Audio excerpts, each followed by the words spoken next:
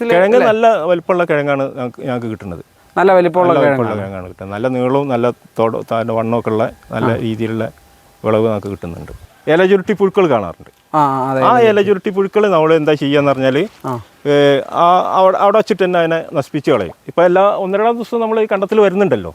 അപ്പോൾ നമുക്ക് എന്തായാലും ഇതിന്റെ ഇത് നമുക്ക് കാണാൻ കഴിയും. ഈ കീടങ്ങളെ നമുക്ക് കാണാൻ കഴിയുന്ന കീടങ്ങളെ നമുക്ക് കൈകൊണ്ട് തന്നെ നശിപ്പിച്ച് കളയാനുള്ള, അല്ലാതെ പ്രത്യേകിച്ച് ഒരു കീടനാശിനി ഇതിലേക്ക് പ്രയോഗിക്കാറില്ല. ഇതുവരെ ഒരു കീടനാശിനിയും ഇതിൽ ചെയ്തിട്ടില്ല. ഫ്രണ്ട്സ് നമസ്കാരം, പുതിയൊരു വീഡിയോയിലേക്ക് എല്ലാവർക്കും സ്വാഗതം. ഞാനിപ്പോൾ ഉള്ളത് മലപ്പുറത്താണ്. മലപ്പുറം പള്ളിക്കൽ. നമ്മൾ സാധാരണ എല്ലാവരും പറയുന്ന ഒരു കാര്യമാണ്, കപ്പ കൃഷി ലാഭമാണോ എന്ന് ചോദിച്ചു കഴിഞ്ഞാൽ ലാഭമൊക്കെ തന്നെയാണ്. പലരുടെ ഒരു കൃത്യമായിട്ടുള്ള മറുപടി എന്ന് പറഞ്ഞാൽ അത്ര ലാഭമല്ല എന്നൊക്കെയാണ് പലരും പറഞ്ഞു വന്നത്. അപ്പോൾ ഞാൻ ഇന്ന് നിങ്ങൾക്ക് പരിചയപ്പെടുത്താൻ പോണത് കപ്പ കൃഷിയിലെ മാജിക്കാണ്. അതായത് കപ്പ കൃഷി നിങ്ങൾ ഈ ഒരു രീതിയിൽ ചെയ്യാമെങ്കിൽ നിങ്ങൾക്ക് സാധാരണഗതിയിൽ ലാഭമാണെങ്കിൽ അതിൻ്റെ ഇരട്ടി ലാഭം നമുക്ക് കിട്ടും. അതായത് നമ്മൾ കപ്പ കൃഷി തുടങ്ങിയ മുതൽ തന്നെ നമുക്ക് ഇതിൽ നിന്ന് പ്രോഫിറ്റ് കിട്ടാൻ തുടങ്ങും. അപ്പോൾ ഈ ഒരു കൃഷി രീതിയാണ് ഞാൻ നിങ്ങൾക്ക് വേണ്ടി ഇന്ന് പരിചയപ്പെടുത്തരാൻ പോണത്. അപ്പോൾ ഇവിടുത്തെ നല്ലൊരു കപ്പ കൃഷിക്കാരനായ രാധാകൃഷ്ണേട്ടനാണ് ഞാൻ ഇന്ന് പരിചയപ്പെടുത്തുന്നത്. അപ്പോൾ നമുക്ക് കാണാം രാധാകൃഷ്ണേട്ടൻ്റെ കപ്പ കൃഷി.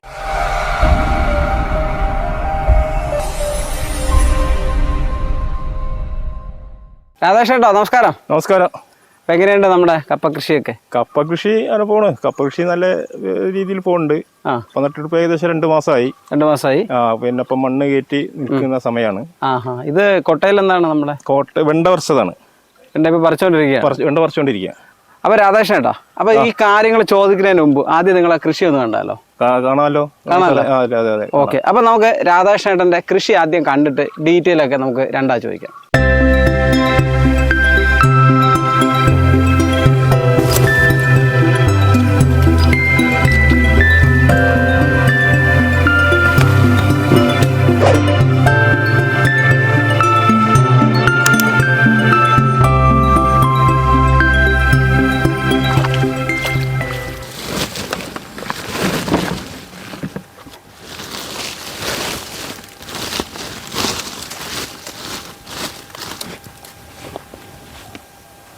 അപ്പോൾ ഇത് ഇന്നത്തെ ഹാർവസ്റ്റ് ആണ് അല്ലേ? അതിന്ന് പറിച്ചതാണ്. ഇതിപ്പം അവിടെ താഴെയുള്ള കണ്ടെത്തുന്ന ഒരു ചാക്ക് പറിച്ചത് അവിടെ കൊണ്ടുവച്ചിട്ടുണ്ട്. അപ്പോൾ ഇതിൻ്റെ വിശേഷങ്ങൾ അപ്പോൾ എന്തൊക്കെയാണ് നിങ്ങൾ ചെയ്യുന്ന ടെക്നിക്കും കാര്യങ്ങളാണ് ഞാൻ നിങ്ങളുടെ അടുത്ത് ചോദിക്കാൻ പോണത്. അപ്പോൾ രാധാകൃഷ്ണേട്ടാ, നിങ്ങളിവിടെ എത്ര സെൻറ്റ് സ്ഥലത്താണ് ചെയ്തിട്ടുള്ളത്? ഇവിടെ ഞാനൊരു 55 സെൻറ്റ് സ്ഥലം ഉണ്ടാവും ഇപ്പോൾ മൊത്തം കപ്പ നട്ടത്. അപ്പോൾ രാധാകൃഷ്ണേട്ടാ, പലരും പറയുന്നൊരു കാര്യമാണ് ഈ കപ്പ കൃഷി പൊതുവെ നഷ്ടമാണെന്നൊക്കെയാണ് പറയണത്. അപ്പോൾ നിങ്ങൾക്ക് എങ്ങനെയാണ് ഈ ഒരു ഐഡിയ, അല്ല ഇത് ലാഭമാണോ ശരിക്കും? കപ്പ കൃഷി പൊതുവിൽ ലാഭം തന്നെയാണ്.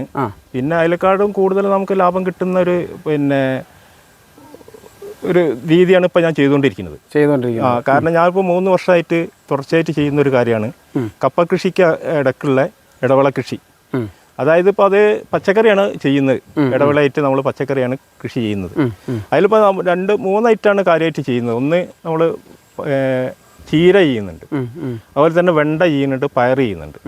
അപ്പോൾ അതിൽ ഏറ്റവും കൂടുതൽ ലാഭകരമായിട്ടുള്ളത് വെണ്ടയും ചീരയാണ്. അപ്പോൾ രാധാകൃഷ്ണേട്ടാ, നിങ്ങൾ പച്ചക്കറികളൊക്കെ നടുകയാണ്. അപ്പോൾ നടുമ്പോൾ ഉള്ളൊരു ഗുണം എന്താണ് നിങ്ങൾക്ക്? അല്ല, അതിൻ്റെ ഒരു ഗുണം എന്ന് പറഞ്ഞാലേ, നമുക്ക് കപ്പ നട്ട് കഴിഞ്ഞാൽ സ്വാഭാവികമായിട്ട് നമുക്ക് കപ്പ മാത്രം നടുകയാണെങ്കിൽ 10 മാസം അല്ലെങ്കിൽ 8 മാസം മുതൽ 10 മാസം വരെയാണ് ഇപ്പോൾ കപ്പ വിളവെടുക്കാൻ വേണ്ടിയിട്ട് നമ്മൾ സമയം വരുന്നത്. അപ്പോൾ നമുക്ക് ഈ ഇടവിള കൃഷി ചെയ്യുമ്പോൾ നമുക്ക് 1 മാസം കഴിയുമ്പോൾ തന്നെ നമുക്ക് വിളവെടുത്ത് നമുക്ക് ആദായം വന്നുകൊണ്ടിരിക്കുകയാണ്. അതായത് ഈ ചീര നമ്മൾ കപ്പ നട്ട് ആ ദിവസം തന്നെ നമുക്ക് ചീര വിത്തിടുക, അല്ലെങ്കിൽ മണ്ണിൽ സ്വാഭാവികമായിട്ട് ഉണ്ടാകുന്ന ചീരയാണെങ്കിൽ അതാണെങ്കിലും, അല്ലെങ്കിൽ വിത്തിടുകയാണെങ്കിലും, അപ്പോൾ 1 മാസം കഴിഞ്ഞാൽ ചീര പറിക്കാൻ തുടങ്ങും. അതായത് നമ്മൾ കപ്പ നട്ട് 1 മാസം മുതൽ ആ ഫീൽഡിൽ നിന്ന് നമുക്ക് പ്രോഫിറ്റ് വരുമാനം കിട്ടിക്കൊണ്ടിരിക്കും. ചീരക്ക് ഒരു 28-30 ദിവസം ആകുമ്പോഴത്തേക്ക് ചീര നല്ല വളം നമ്മൾ ചെയ്യുന്നതുകൊണ്ട് നല്ല വളം ചെയ്തിട്ട് ജൈവവളം, കോഴിവളം അതുപോലെ തന്നെ ചെയ്തിട്ടാണ് നമ്മൾ ഈ കപ്പ നടുന്നത്. അപ്പോൾ ഈ ചീരക്കായിട്ട് നമുക്ക് പ്രത്യേകിച്ച് വളം കൊടുക്കേണ്ട കാര്യമില്ല. അത് ചീരക്കെന്നല്ല, പിന്നെ മറ്റുള്ള വെണ്ടക്കാണെങ്കിലും പയറിനാണെങ്കിലും പ്രത്യേകിച്ച് വളം നമ്മൾ ചെയ്യേണ്ട കാര്യമില്ല. ഈ കപ്പക്ക് ചെയ്യുന്ന വളം ഒന്ന് നല്ല രീതിയിൽ ചെയ്തു കഴിഞ്ഞാൽ ചീരക്കുള്ള വളവും അതുപോലെ എല്ലാ പച്ചക്കറിക്കുള്ള വളവും നമുക്ക് ഇതിൽ തന്നെ കിട്ടും. എല്ലാ വളവും നമുക്ക് ഇതിൽ തന്നെ കിട്ടും. അപ്പോൾ നമ്മൾ പ്രത്യേകിച്ച് വളം കൊടുക്കേണ്ട കാര്യമില്ല. പിന്നെ ഒരു പ്രത്യേകത എന്ന് പറഞ്ഞാൽ, പച്ചക്കറി കൃഷിക്ക് ഏറ്റവും കൂടുതൽ ചെലവ് വരുന്നത് രണ്ട് കാര്യങ്ങളാണ്. ഒന്ന് നമുക്ക് പിന്നെ നിലമൊരുക്കാൻ എന്ന് പറഞ്ഞാൽ ഏറ്റവും കൂടുതൽ പിന്നെ ഒരു 10 സെന്റ് നമ്മൾ കൃഷി ചെയ്യുകയാണെങ്കിൽ ചുരുങ്ങിയതൊരു രണ്ടാളെ പണി ഈ കൃഷി അതിൻ്റെ നിലമൊരുക്കാൻ വേണം, പച്ചക്കറി ചെയ്യാനുള്ള നിലമൊരുക്കാൻ. അതുപോലെ തന്നെ അതിൻ്റെ പിന്നെ നനക്കൽ നിലമൊരുക്കലാണ് പച്ചക്കറിയിൽ ഏറ്റവും കൂടുതൽ ചെലവ് വരുന്നത്. ഈ രണ്ട് കാര്യം ഈ സമയത്ത് നമ്മൾ കൃഷി ചെയ്യുകയാണെങ്കിൽ ഈ രണ്ട് കാര്യം നമ്മൾ ചെയ്യേണ്ട. ഒന്ന്, നമ്മൾ നിലമൊരുക്കുന്നത് നമുക്ക് പച്ചക്കറിക്കായിട്ട് നമ്മൾ നിലമൊരുക്കുന്നില്ല. അതായത് പച്ചക്കറി നമ്മൾ ചെയ്യുന്നത് കപ്പക്ക് കൂടം കൂട്ടുമ്പോൾ അതിൻ്റെ സൈഡിൽ കൂടെയാണ്, ആ ഇളകിയ മണ്ണിലാണ് നമ്മൾ പച്ചക്കറീൻ്റെ വിത്ത് നടുന്നത്. ചീരയാണെങ്കിലും പയറാണെങ്കിലും വെണ്ടയാണെങ്കിലും. അപ്പോൾ അതിന് നടുന്ന ഒരു പണി അല്ലാതെ നിലമൊരുക്കുന്ന പണി നമുക്ക് വരുന്നില്ല. പിന്നെ വളം ചെയ്യലാണെങ്കിലും വളം നമുക്ക് കപ്പക്ക് നടുന്ന വളം തന്നെയാണ് ഇതിന് വരുന്നത്, അല്ലാതെ പ്രത്യേകിച്ച് വളം ചെയ്യേണ്ട കാര്യമില്ല. അതുപോലെ തന്നെ ഈ സമയത്ത് ആണ് ഈ കൃഷി ചെയ്യുന്നതുകൊണ്ട് നമുക്കുള്ളൊരു ഗുണം എന്ന് പറഞ്ഞാൽ നനേൻ്റെ ഒരു പ്രശ്നം വരുന്നില്ല. അപ്പോൾ ഈ പച്ചക്കറി ഈ വെണ്ട ഇനിയിപ്പോൾ ഒരു മാസം കൂടി നമുക്ക് പറിക്കാൻ, എങ്ങനെയായാലും ഒരു മാസം പറിക്കാൻ കിട്ടും, ഒരു മാസം അതിലേറെ കിട്ടും. ആ സമയം വരെ എന്തായാലും ഇവിടെ മണ്ണിൽ തണുപ്പും പിന്നെ ഈർപ്പും ഉണ്ടാവും.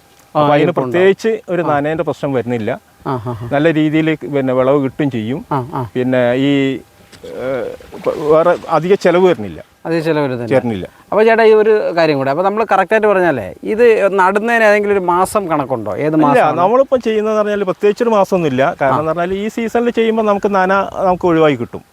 വേനൽക്ക് ഒക്കെ ഇനിയിപ്പോൾ ഒരു മാസം കൂടെ കഴിഞ്ഞിട്ട് പിന്നെ പച്ചക്കറി ചെയ്യുകയാണെങ്കിൽ നല്ല നനയ്ക്കണം. ഏറ്റവും ചുരുങ്ങി ഒന്നിടവിട്ടെങ്കിലും പച്ചക്കറിക്ക് നനയ്ക്കണം. അപ്പോൾ ഈ സീസണിൽ നടുമ്പോൾ നമുക്ക് ഇതിൻ്റെ ഒരു പ്രശ്നം വരുന്നില്ല, ഏത് നനേൻ്റെ ഒരു പ്രശ്നം വരുന്നില്ല. അപ്പോൾ നമുക്ക് കണ്ടത്തിൽ ഇപ്പോൾ തന്നെ വെള്ളമുണ്ട്. ഇതിൻ്റെ വെള്ളം വറ്റിയിരുന്നു. ഇപ്പം ഈ മഴ പെയ്തപ്പോഴാണ് ഈ രണ്ടാമത് ഇപ്പം വെള്ളം വന്നിട്ടുള്ളത്. ഓക്കെ, നിങ്ങൾ ഏത് മാസമാണ് കറക്റ്റായിട്ട് പറഞ്ഞ കൃഷി ഇപ്പോൾ തുടങ്ങിയത് ഈ ഒരു സീസണിൽ? ഞങ്ങൾ ഒക്ടോബർ ആദ്യത്തിൽ നമ്മൾ തുടങ്ങിയിട്ടുണ്ട്. ഒക്ടോബർ ആദ്യ മാസത്തിൽ തുടങ്ങിയിട്ടുണ്ട്. ഓക്കെ, അതായത് നമ്മളെ രണ്ടാമത്തെ ഒരു സീസൺ മഴ അവസാനിച്ചതോടുകൂടെ കൃഷി തുടങ്ങി. അത് അതിൻ്റെ മുന്നേ ഇതിൽ കപ്പയായിരുന്നു. കപ്പ ഇതിൽ കപ്പ തന്നെയായിരുന്നു നേരത്തെ ഉണ്ടായിരുന്നത്. ആ കപ്പ പറിച്ചിട്ട് പിന്നെ ഒരു 2-3 ആഴ്ച കഴിഞ്ഞിട്ടാണ് നമ്മൾ ഈ ഓണത്തിൻ്റെ സമയത്താണ് നമ്മൾ കപ്പ പറിക്കുന്നത്. അത് കഴിഞ്ഞ് ഒക്ടോബർ ആദ്യത്തിൽ തന്നെ നമ്മൾ പിന്നെ ഈ കപ്പേൻ്റെ പണിയെടുത്തു. ആ പണിയെടുക്കണ കൂടെ തന്നെ നമ്മൾ പച്ചക്കറീൻ്റെ വിത്തും ചെയ്യണം. അല്ലെങ്കിൽ നമുക്ക് കപ്പ പിന്നെ വിളവ് അല്ലെങ്കിൽ കപ്പ മുറ്റി വരുന്നതിൻ്റെ ആ സമയത്തേക്ക് പച്ചക്കറി പറിച്ച് ഒഴിവായി വരില്ല. അപ്പോൾ ഇത് നമ്മൾ പ്രത്യേകം ശ്രദ്ധിക്കേണ്ടതുണ്ട്. കാരണം എന്ന് പറഞ്ഞാൽ ഈ കപ്പ നടുന്ന ആ ദിവസം തന്നെ നമ്മൾ നടുകയാണ് ഏറ്റവും നല്ലത്. പിന്നെ ഒരു കാര്യം കൂടി ഉണ്ട്. പിന്നെ അതായത് കപ്പ നമ്മൾ ആ ചെറിയ സ്റ്റിക്ക് നടുന്ന ആ ടൈമിലല്ലേ? ആ ടൈമിൽ തന്നെ അപ്പോൾ തന്നെ നമ്മൾ ഇതിൻ്റെ പച്ചക്കറി വിത്തും കൂടെ നടണം. അത് നമുക്ക് ഒന്നും കൂടി ഗുണം ചെയ്യും. നമ്മൾ വിത്ത് വെണ്ട പയറൊക്കെ തന്നെ നമ്മൾ മുളപ്പിച്ചിട്ട് തൈയായിട്ട് നടുകയാണെങ്കിൽ കുറച്ചും കൂടി നേരത്തെ നമുക്ക് പിന്നെ വിത്ത് പിന്നെ വിളവെടുക്കാൻ വേണ്ടി നമുക്ക് കഴിയും. ചേട്ടാ, പിന്നെ മറ്റൊരു ഇതിപ്പോൾ കാണുന്ന ഒരാൾക്ക് ഒരു പ്രധാനമായിട്ട് ഉണ്ടാകുന്ന ഒരു സംശയമാണ്, ഇത് നമുക്ക് ഏതൊക്കെ പച്ചക്കറിയാണ് മെയിനായിട്ട് നമുക്ക് ഇതിൻ്റെ ഇടയിൽ വെക്കാൻ പറ്റുന്നത്, അല്ലെങ്കിൽ നിങ്ങൾ വെച്ച് നല്ല ഒരു സക്സസ് ആയിട്ടുള്ള ഏതൊക്കെയാണ്? ഞാനിപ്പോൾ ഞാൻ പറഞ്ഞ ഈ 3 വിളവാണ് എനിക്ക് ഏറ്റവും കൂടുതൽ നന്നായിട്ട് വന്നില്ല. ചീര എന്ന് പറഞ്ഞാൽ ചീര കപ്പ പിന്നെ ഏകദേശം ഒരു 4-5 ഇലയാകുമ്പോഴത്തേക്ക് തന്നെ പിന്നെ ചീര പൂർണ്ണമായിട്ടും പറിച്ചു പോരും. പിന്നെ വെണ്ട എന്ന് പറഞ്ഞാൽ സൈഡിലായതുകൊണ്ട് ആ ഒരു വലിയ ഇതിൻ്റെ ഒരു ഈ കപ്പക്ക് ഇതിനെ വല്ലാതെ ബാധിക്കാത്ത രീതിയിൽ നമുക്ക് വിളവെടുക്കാൻ കഴിയും. അത് കപ്പ വെണ്ട നമ്മൾ സൈഡിലാണ്, ചാലിൻ്റെയൊക്കെ സൈഡിലായിട്ടാണ്, 2 പിന്നെ തറേൻ്റെ ഇടയിലായിട്ട് സൈഡിലായിട്ടാണ് നമ്മളിത് നടുന്നത്. അപ്പോൾ 2 കപ്പയുടെ ആ ഒരു കൂന പറഞ്ഞതിൻ്റെ ഇടയിലായിട്ട് വരും കുഴി ഇല്ലേ?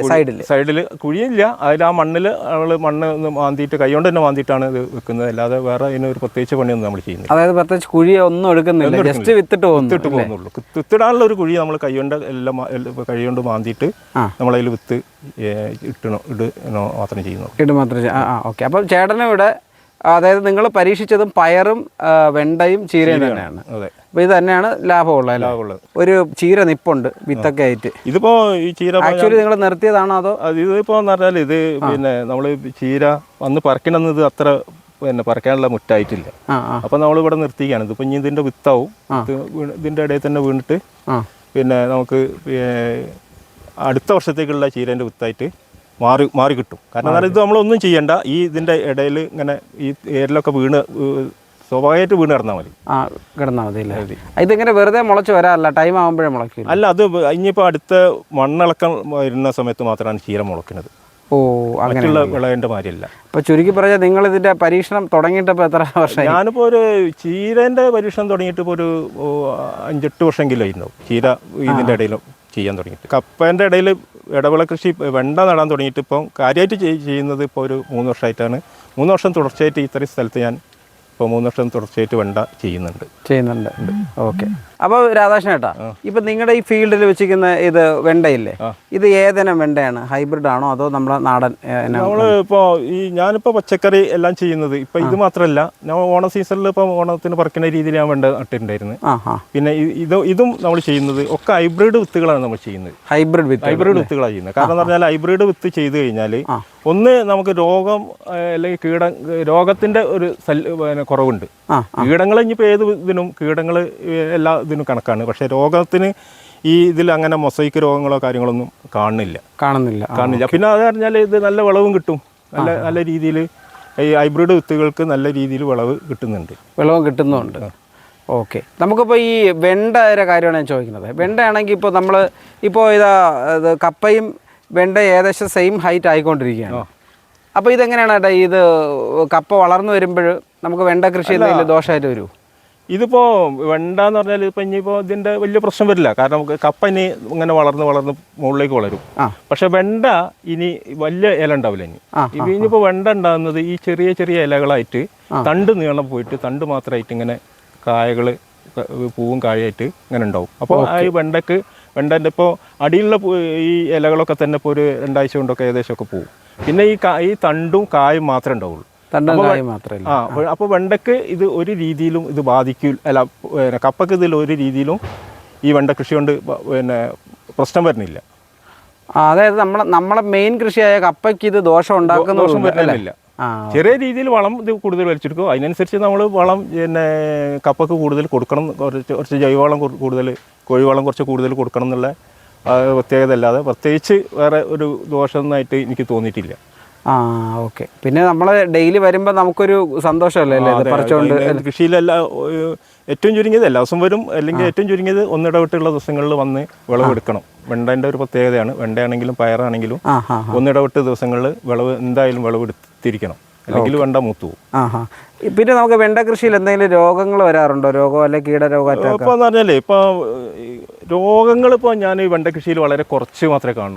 കുറച്ചല്ല, ഇപ്പോൾ എനിക്ക് ഈ നട്ടയിലൊന്നും ഇപ്പോൾ ഞാൻ പറഞ്ഞ ഈ സീസണിൽ നട്ടിട്ടുള്ള രോഗങ്ങളൊന്നും വന്നിട്ടില്ല. വെണ്ട കൃഷിയിൽ കാര്യമായിട്ട് വരുന്ന രോഗം എന്ന് പറഞ്ഞാൽ പിന്നെ മൊസൈക്ക് രോഗമാണ്.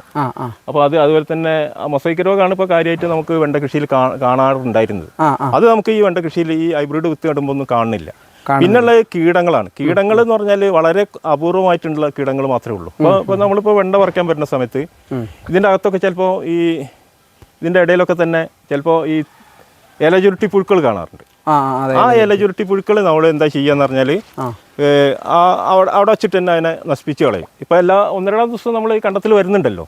അപ്പോൾ നമുക്ക് എന്തായാലും ഇതിൻ്റെ ഇത് നമുക്ക് കാണാൻ കഴിയും. ഈ കീടങ്ങളെ നമുക്ക് കാണാൻ കഴിയുന്ന കീടങ്ങളെ നമുക്ക് കൈകൊണ്ട് തന്നെ നശിപ്പിച്ച് കളയാനുള്ള, അല്ലാതെ പ്രത്യേകിച്ച് ഒരു കീടനാശിനി ഇതിലേക്ക് പ്രയോഗിക്കാറില്ല. ഇതുവരെ ഒരു കീടനാശിനിയും ഇതിൽ ചെയ്തിട്ടില്ല. പിന്നെ ഈ ഒരു സീസണിൽ ഒരു പ്രത്യേകതയുണ്ട്. ഈ ശബരിമലയൊക്കെ ആയതുകൊണ്ട് പച്ചക്കറി ഡിമാൻഡുള്ള ഡിമാൻഡ് ഉണ്ട്, വില ഉണ്ട്. പിന്നെ അപ്പം നമ്മൾ ഹോൾസെയിൽ കടയിൽ ആണ് കൊടുത്തുകൊണ്ടിരിക്കുന്നത്. അപ്പോൾ നമുക്ക് റീറ്റെയിലായിട്ട് കൊടുക്കാൻ കഴിയുകയാണെങ്കിൽ, അങ്ങനെ ഒരു സംവിധാനം കൂടി കിട്ടുകയാണെങ്കിൽ നമുക്ക് കുറച്ചും കൂടി ലാഭകരമായിട്ട് നമുക്കിത് മുന്നോട്ട് പോകാൻ കഴിയും. പിന്നെ ചേട്ടാ, ഈ ചീര നമുക്ക് ആക്ച്വലി ഡിമാൻഡ് ആണോ? നമുക്ക് വിൽക്കാൻ പറ്റും? ചീര നമുക്ക് വിൽക്കാൻ പറ്റുന്നുണ്ട്. ചീരക്ക് നല്ല ഡിമാൻഡാണ്. രാധാകൃഷ്ണൻ ചേട്ടാ, ഇതിപ്പോൾ പല സ്ഥലത്ത് നിങ്ങൾ ഇങ്ങനെ വെണ്ടയൊക്കെ ഉപേക്ഷിച്ചിട്ട് കാണുന്നുണ്ടല്ലോ, ഇതെന്താണ് സംഭവം? ഇത് പിന്നെ ഇപ്പോൾ കഴിഞ്ഞ പറിക്ക് നമ്മൾ കാണാതെ കിടന്നിട്ടുള്ള വെണ്ടയ്ക്കാണ്. കാണാതെ കിടന്ന് പറഞ്ഞാൽ ഇപ്പോൾ മരത്തിന്റെ മുകളിൽ ചിലപ്പോൾ ഇലേന്റെ മറവിലോ അല്ലെങ്കിൽ കപ്പത്തണ്ടിന്റെ മറവിലൊക്കെ കിടന്നു കഴിഞ്ഞാൽ ഇങ്ങനെ മൂത്തു പോകും. ഇത് പിന്നെ നമുക്ക് പറ്റൂല.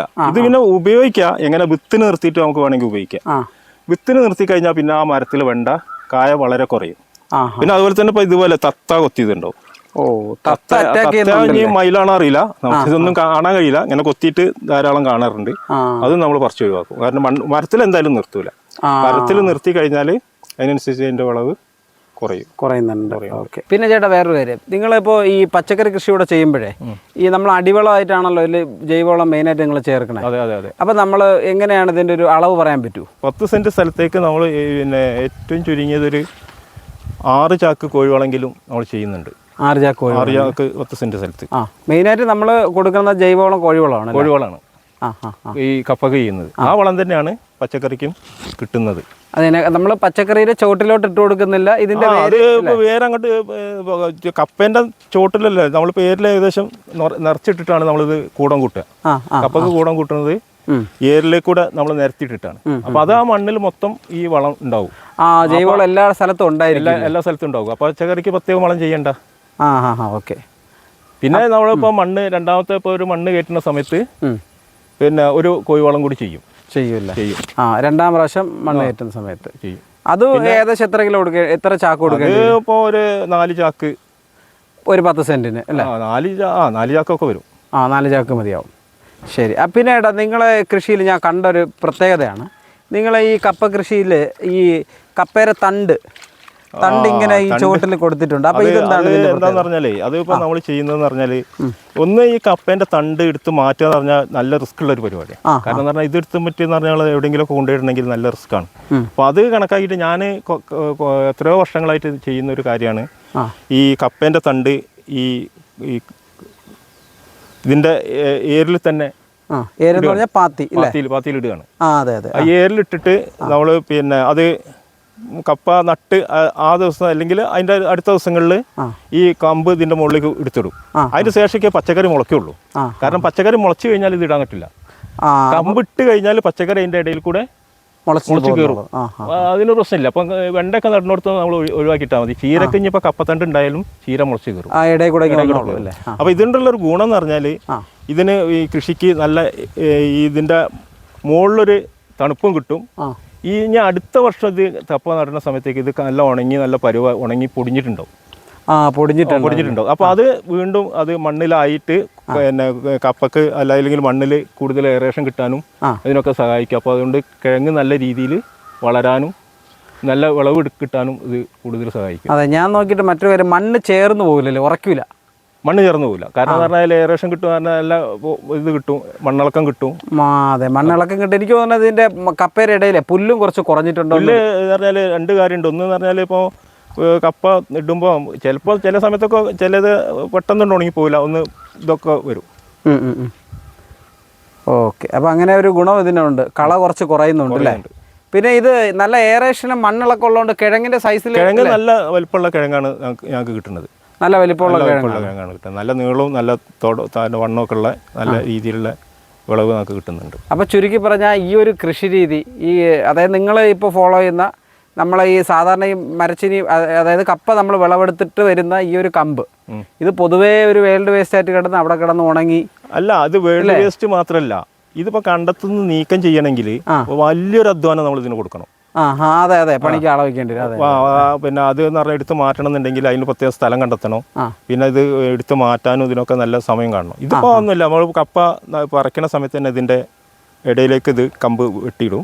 ആ വെട്ടിയിട്ടതിന്റെ ശേഷം നമ്മൾ കപ്പ നട്ടതിന്റെ ശേഷം ഒട്ടും വൈകാതെ തന്നെ അതിന്റെ മുകളിലേക്ക് ഇത് എടുത്തിടുകയാണ്. അവിടെ തന്നെ വെയിൽ കുറച്ച് ദിവസം വെയിൽ കൊള്ളുകയാണെങ്കിൽ അന്നേരം തന്നെ അവിടെ ഉണങ്ങും. അല്ലെങ്കിൽ ഒന്ന് ഇളക്കിയിട്ട് കൊടുത്താൽ മതി. പിന്നെ ഇപ്പൊ എല്ലാം ഉണങ്ങി. കാരണം ഈ 2 മാസം കൊണ്ട് കംപ്ലീറ്റ് കൊമ്പും ഉണങ്ങിപ്പോൾ പിന്നെ ഇതിന്റെ മുകളിലൊരു കവചമായിട്ട് നിൽക്കുകയാണ്.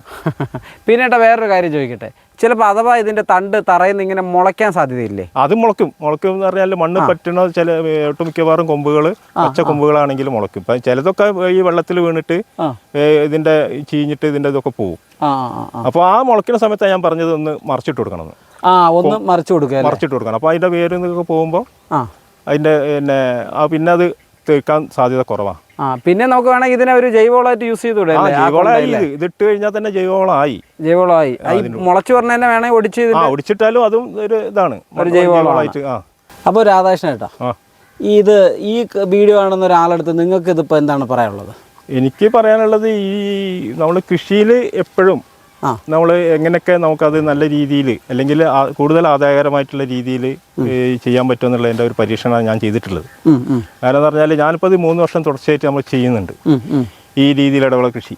അതുകൊണ്ട് എനിക്ക് കപ്പ കൃഷിക്ക് ഇതിലൊരു ദോഷമായിട്ട് വന്നെന്നുള്ളത് ഇതുവരെ എനിക്ക് തോന്നിയിട്ടില്ല. പിന്നെ നല്ല വിളവ് എനിക്ക് കപ്പ കൃഷിയിൽ കിട്ടുന്നുണ്ട്. കാരണം ഇവിടെ ഒരു 10 മാസം വരെയൊക്കെ നമുക്ക് കപ്പ നിർത്താനും കഴിയും. അപ്പോൾ അതുകൊണ്ട് തന്നെ നമുക്ക് ഈ ഇടവിള കൃഷി, ഈ പിന്നെ പച്ചക്കറി കൃഷി ഉണ്ടാക്കുന്നതുകൊണ്ട് കൂടുതൽ ആദായകരമാണ്. അത് നമുക്ക് എല്ലാ കർഷകർക്കും ഇതൊരു, എൻ്റെ ഒരു അനുഭവത്തിൽ എല്ലാ കർഷകർക്കും ഇതൊരു ഇതായിട്ട് എടുക്കാവുന്നതാണ് എന്നുള്ളതാണ് എനിക്ക് പറയാനുള്ളത്. അപ്പോൾ ഫ്രണ്ട്സ്, എനിക്ക് ഇതാണ് നിങ്ങളുടെ അടുത്ത് പറയാനുള്ളത്. നിങ്ങളത് പരീക്ഷിച്ച് നോക്കുക. അതുപോലെ നിങ്ങൾ ഇത്തരം പരീക്ഷണങ്ങളൊക്കെ ചെയ്യുന്ന ഒരാളാണെങ്കിൽ അതിൻ്റെ ഒരു ഡീറ്റെയിൽ നിങ്ങളുടെ ഒരു എക്സ്പീരിയൻസ് കൂടെ ഒന്ന് കമൻറ്റായി രേഖപ്പെടുത്തിയാൽ എല്ലാവർക്കും നല്ലൊരു അറിവായിരിക്കും. അപ്പോൾ നിങ്ങൾക്ക് ഇതിനെക്കുറിച്ച് കൂടുതൽ അറിയാൻ താല്പര്യമുണ്ടെങ്കിൽ രാധാകൃഷ്ണേട്ടൻ്റെ നമ്പർ ഞാൻ വീഡിയോയിൽ ചേർക്കുന്നുണ്ട്. നിങ്ങൾ പുള്ളിയെ വിളിക്കുക, നേരിട്ട് നിങ്ങളുടെ അഭിപ്രായങ്ങൾ പുള്ളിയുടെ അടുത്ത് തന്നെ ചോദിക്കുക. അപ്പോൾ ഇത്തരത്തിലുള്ള ഇൻഫോർമേറ്റീവ് വീഡിയോകൾക്കായിട്ട് ഞങ്ങളുടെ ചാനൽ ഒന്ന് സബ്സ്ക്രൈബ് ചെയ്യുക. വീഡിയോ ഇഷ്ടപ്പെട്ടുവെങ്കിൽ ലൈക്ക് ചെയ്യുക. അടുത്തൊരു വീഡിയോ ആയിട്ട് നമുക്ക് വീണ്ടും കാണാം.